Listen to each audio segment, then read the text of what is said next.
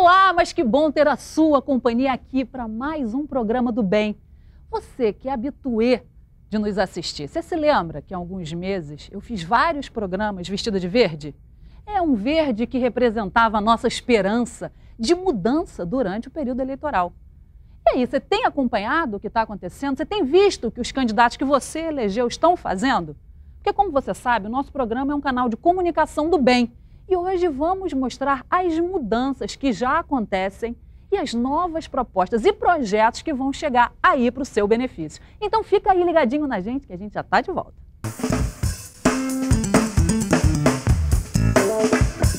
E hoje nós estamos recebendo no nosso estúdio o presidente da Alerj, Paulo Melo, e o deputado estadual também, licenciado e atual secretário de Estado de Agricultura e Pecuária, Cristiano Auro. Que prazer, presidente. O senhor é um sujeito extremamente preparado para assumir esse cargo de extrema importância para o nosso Estado, né? Presidir a Casa Legislativa de todos nós, desses 92 municípios. Uma responsabilidade enorme, né? Obrigado. Eu que te agradeço. Sempre é uma responsabilidade não ser presidente da Assembleia.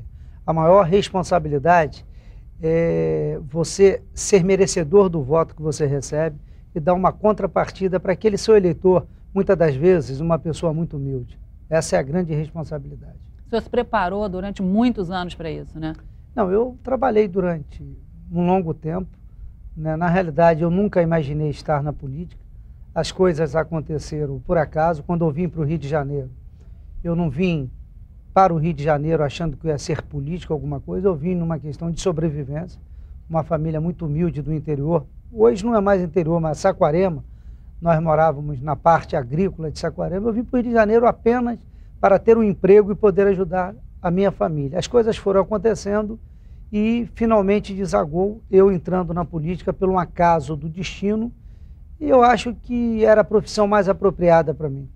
Era um encontro que tinha que acontecer de alguma forma, porque eu posso ajudar as pessoas e eu me completei como ser humano, me aperfeiçoei enquanto ser humano e melhorei a minha existência aqui.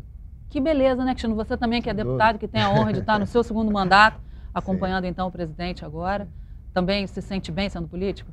Olha, a gente tem dito aqui, eu já participei de um outro programa de entrevista na presença do Paulo. Eu vou tratar com uma intimidade para a gente também ter uma conversa aqui que quem está em casa possa de alguma maneira participar e entender um pouco melhor isso que acontece na Assembleia, né, no relacionamento da política, do governo. E o Paulo, eu costumo dizer que ele é uma pessoa vocacionada. O Paulo tem vocação e tem honra de ser político, ou seja, ele se orgulha de ter escolhido, né, ele disse, olha, a minha entrada, ela se deu de maneira um tanto casual, mas do momento que ele está, ele assumiu isso e se colocou de uma forma, primeiro na posição de aluno, que é uma coisa que eu admiro muito nele. Ele tem uma capacidade de aprender que ele não quer ser professor de Deus, como se diz, né? Pessoas que acham que entendem de tudo. O Paulo, ele se coloca numa posição de ouvir e tem feito isso com muita sabedoria na Alerj. Ele vem de uma sequência de presidentes muito bem-sucedidos, Sérgio Cabral, Jorge Pisciani, Paulo Melo. Eu acho que nada poderia ser melhor em termos de ter a presença, né, na casa de gente que conheça a estrutura e que saiba o rumo do Estado do Rio. Conta pra gente, presidente, quais são as implementações, as novidades que na sua gestão você está instituindo? Nós estamos imprimindo o ritmo do presidente atual. Eu gosto de trabalhar, eu chego às 7 horas da manhã na Assembleia. Ouvi dizer que às 5, hein? Às vezes 6h30, mas normalmente às 7 horas na Assembleia. Saio. Até hoje, todas as sessões têm começado exatamente às 4h30. Tenho ouvido as demandas da sociedade através de associações, de sindicatos, de agremiações. Tenho mantido o meu gabinete aberto, estou trabalhando full time. Então, como presidente, a gente quer estabelecer um novo critério, incentivar a cultura, incentivar as comissões permanentes da casa, valorizar a classe política, porque eu tenho o maior orgulho, Cláudio, de ser político, o maior orgulho. Eu sempre digo, se a minha assessora de imprensa estivesse aqui, morria do coração. Mas não o político que se torna bandido, é o bandido que se torna político. O cara é o que ele é. A política não transforma ninguém. Então eu tenho orgulho de ser político. Eu faço do meu mandato um instrumento para melhorar a vida das pessoas levar desenvolvimento. E como presidente eu tenho uma responsabilidade maior. A responsabilidade de colocar a casa em sintonia fina com a sociedade, estar de uma forma muito antenada à sociedade, né? Ouvir as demandas, ser firme para que a casa não perca o seu rumo, não permitir que pessoas se desvirtuem, sabe, da ação republicana da política, tá vigilante 24 horas e, ao mesmo tempo, trabalhar e produzir durante 24 horas. É o que a gente tem tentado fazer. Eu já bati todos os recordes. Eu, em 98, no governo Marcelo Alencar, eu presidi 6 comissões. Uau! Fui vice-presidente de 8 e membro de todas. Líder de governo e líder de partido, tudo concomitante. Poderia estar no Guinness. Então, no governo Sérgio Cabral, eu presidi a comissão mais importante, a Comissão de Constituição e Justiça, a Comissão da Criança, membro de 19 comissões, né, e me faltava a presidência da Assembleia. Cheguei à presidência da Assembleia através do trabalho, de uma história escrita e não inventada, né? E agora a responsabilidade é muito maior, porque entre o sonho e a realidade tem a sua responsabilidade. É né? mesmo. O sonho já foi realizado. Agora tem a minha responsabilidade de me fazer merecedor do sonho realizado. Materializá-lo na prática, não apenas como horizonte a ser perseguido, mas como um lugar certamente a ser atingido. E a gente quer fazer da Assembleia Legislativa cada vez mais um instrumento de interlocução entre o poder e a sociedade. Você é muito conhecido como um sujeito extremamente trabalhador e esforçado. Eu sempre que vou lá, eu sempre ouço, não, Paulo Mello é que entende, desculpa até te chamar assim, né? Por favor. Por favor. Mas é que nas suas placas, né, que a gente vê pelo estado todo. Coisa que eu mais gosto é quando eu chego em Saquarema e alguém ainda se lembra de me chamar de Paulinho. Ah, então tá bom. Mas eu não vou chegar tanto. E o pessoal fala, olha, quem mais entende aqui das entranhas da Alerj, do regimento interno, quem sabe tudo de cor e salteado, é o Paulo Mello, né, Cristiano? Não, sem dúvida. É a fama que ele tem. Além desse preparo, que é uma coisa notória, todos nós sabemos, conhecemos e reconhecemos, o Paulo também, hoje, ele assumiu uma dimensão que, como você sabe, ele é muito arrojado. O Paulo, ele está aqui essa doçura, e é mesmo. Agora, se ele precisar brigar, ele briga mesmo. Então, mas o papel do Paulo como líder de governo é um, como deputado, isoladamente, é outro, como presidente da casa, a postura dele tem que ser serena, tem que ser equidistante das questões, porque ele tem que lidar com o governo, tem que lidar com a oposição, ele tem que lidar com temas da sociedade. Então, um presidente ele tem outro nível de responsabilidade. E o Paulo, ele está sabendo, de maneira muito brilhante, fazer essa transição sem perder legitimidade, sem perder aquilo que ele é de verdade mesmo, porque também a pessoa, para exercer um cargo, o cargo tem um matiz diferente, uma natureza diferente, mas você não precisa ser outra pessoa para exercer aquele cargo. Você tem que ir com as suas características pessoais. E é nisso que eu acho que ele está ganhando respeito. Ele está fazendo com que a casa seja percebida na sociedade como uma casa trabalhadora. E a população quer isso, quer votar num deputado, quer saber que o deputado trabalha, porque também tem uma parte da imprensa, Cláudia, que trata o legislador, o político, o homem público, de uma maneira muito degradada. Isso mesmo. Então, essa degradação interessa a determinados setores também, enfraquecer a postura do político interessa a determinados setores, e nós não podemos ser ingênuos. A política representa a sociedade de alguma maneira.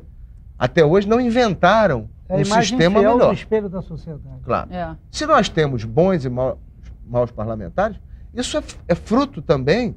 O eleitor tem a oportunidade de 4 em 4 anos de virar a mesa, né? De escolher, de exercer seu papel. E tem feito isso. Você vê que o nível de renovação acontece. Quase 50%. 46%. 46% na última legislatura. Alto, né? Alto, eu acho que mais alto, mais saudável. O Cristino falou, se existem maus políticos, é porque nós temos maus eleitores. Que é o representante, né? Político, olha, você tem todo tipo de gente na Assembleia, só não tem que não teve votos. Não acontece por acaso, né? Então, o Cristino colocou muito bem. Eu acho que existe um segmento da sociedade, porque o que é a sociedade? Eu estou há 20 anos no exercício efetivo do mandato, agora com mais alguns meses. Nunca ninguém entrou no meu gabinete para me oferecer alguma coisa só para pedir. E às vezes aquilo que não pode. Entendi. Que ela critica, que ela consegue satanizar de uma maneira muito forte, mas que ela quer para ela. É o público e o privado, né? Quer dizer, no quer. privado ela quer... Eu vou te contar uma história. Uhum. Um dia eu atendo uma senhora na minha sala que diz o seguinte: vim aqui porque eu só confio no senhor como político, não confio nesse, no senhor eu sei que o senhor é uma pessoa de palavra, de honra. Falei, pô, não, fiquei todo contente. Eu queria lhe pedir, o meu filho fez um concurso público, mas não passou. Então eu queria lhe pedir para que o senhor desse um jeito dele entrar. Cadê minha honra nisso? Então, para ela, eu vou ter honra, mas ela está vinculada aos seus atendimentos, aos atendimentos dela. Então, eu acho que a gente tem que trabalhar para isso, para a política ser diferenciada. Olha, Cláudio, eu às vezes chego ali com e olho para a Assembleia Legislativa. Esse dia foi o primeiro momento meu assim, de emoção, estando na presidência da Assembleia Legislativa. Eu saí da Rua da Alfândega, nós temos 2 prédios, um que é o Palácio Tiradentes, né, uma casa fantástica, parte da história do Brasil e do Rio de Janeiro, que está no corredor cultural do centro. E eu fui pegar meu carro que estava ali, eu, sem notar, comecei a chorar, as lágrimas começaram, porque eu dormi nas escadarias da Assembleia durante muito tempo. É mesmo? Né? E hoje, não é estar dentro da Assembleia. Na condição de presidente da Assembleia, eu sou o segundo na sucessão do governo do Estado. Primeiro é o vice-governador Pezão, nosso grande amigo, e depois sou eu. É verdade. Entendeu? Isso é uma responsabilidade muito grande. Você até falou que tem orgulho de ser político, e aliás, você é tido como um homem do interior. Você não é tido como só o presidente da Alerj da capital. Não, não. Você é super conhecido. Eu sou bem votado no interior. Pois é, são muitas realizações, todo mundo sabe quem é o Paulo Melo. Se eu fosse o homem mais rico do mundo, eu não teria conseguido fazer pela minha população o que eu fiz como político. Bacana, transformei cidades, entendeu? Com o governo do Estado. O Brasil tem uma política diferenciada. Se você for nos Estados Unidos da América, o grande deputado é aquele que se especializa em temas da sociedade, né? O que defende os direitos civis, né? O que defende o direito ao uso de armas, o que defende o nacionalismo americano. Temas. No Brasil, o político não precisa só isso, é uma parcela muito pequena, porque no Brasil se entende que o político que defende temas ou é político da extrema-direita ou da esquerda. É verdade. Então, o político, ele é muito valorizado naquilo que ele, com pragmatismo, consegue realizar, que não é o papel do político. O papel do político é fazer leis, fiscalizar o Estado na sua execução administrativa. Mas no Brasil, o político, aquele que se notabiliza, é aquele que, além de fazer tudo isso, consegue ser um canal permanente de interlocução da sociedade com o governo, naquelas demandas de premissas mais necessitadas que a sociedade tem. Cristino, por exemplo. Cristino é deputado. Com esse tema, é um funcionário de carreira do Banco do Brasil, extremamente inteligente e capaz. Mas ele, como deputado, ele briga para conseguir uma estrada para o interior, para melhorar as estradas de escoamento da produção. É isso que notabiliza. Talvez ele faça uma lei com um grande alcance social, mas porque ele não é da extrema-direita nem da esquerda, essa lei pode passar despercebida. Eu, no meu primeiro mandato, não sabia o que fazer. Eu estava mais perdido do que nuvem com vento, não sabia para onde ia, para lá e para cá. E aí eu falei, eu vou fazer aquilo, vou ser a voz daqueles que foram calados. Eu fui menor de rua, vivi muito tempo na rua, fui interno, entendeu? Fui cliente da Fundação Leão 13 em abrigos, fiquei no abrigo João 23, na Praça da Harmonia, ali no centro da cidade, e falei, a primeira coisa que eu fiz foi uma CPI para apurar grupos de extermínios em relação a menores e adolescentes. Levei tiros, fui metralhado, fui perseguido, fui para o exterior, falei na Câmara dos Comuns da Inglaterra, sabe? Dei aula em Oxford, uma aula inaugural sobre direitos humanos em Oxford, não tive voto nenhum. Eu lembro disso. Se eu tivesse uma sigla para... Fui recebido pelo secretário de Estado americano, entendeu? Fui recebido pelo John Major, que era primeiro-ministro da Inglaterra. Tive com o primeiro-ministro da Alemanha, falei no Conselho de Ministros da Itália. Quer dizer, grandes feitos internacionais. Mas o que efetivamente, então? Porque se eu fosse de um partido de esquerda, entendeu? Ou se eu fosse defender um tema vinculado à direita, Teve como você tem. notoriedade, né?